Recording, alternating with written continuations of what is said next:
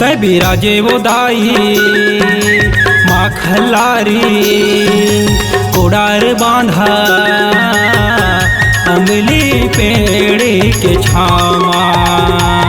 तै बिराजे वो दाई माँ खल्लारी कोडार बांधा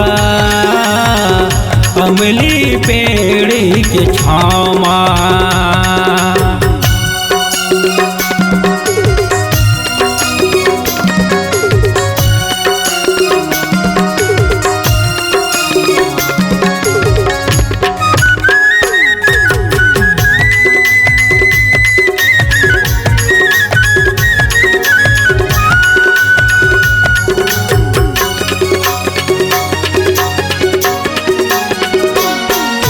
शेषनाग औ बघवा जी हर स्वागत द्वार माए है।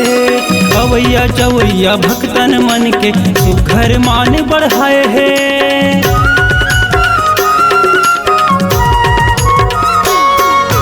शेषनाग औ बघवा जी हर स्वागत द्वार माए है।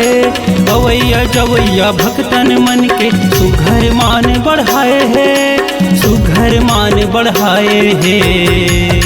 तै बिराजे वो दाई माँ खल्लारी कोडार बांधा अमली पेड़ के छामा।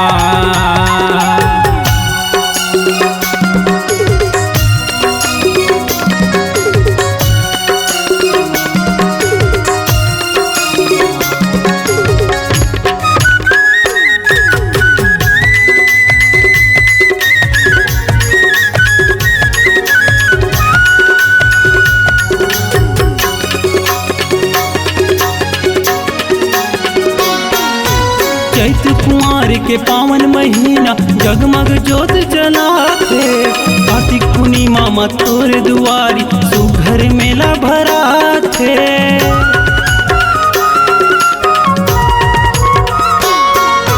चैत कुंवर के पावन महीना जगमग जोत जलाते। कार्तिक पूर्णिमा में तोर दुआरी सुघर मेला भराते। सुघर मेला भराते।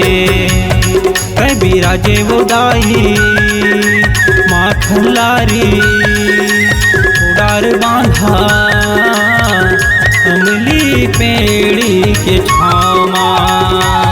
तै बिराजे वो दाई माँ खल्लारी कोडार बांधा अमली पेड़ के छामा। दाई अमली पेड़ के छामा मैया अमली पेड़ के छामा। दाई अमली पेड़ के छामा मैया अमली पेड़ के छामा।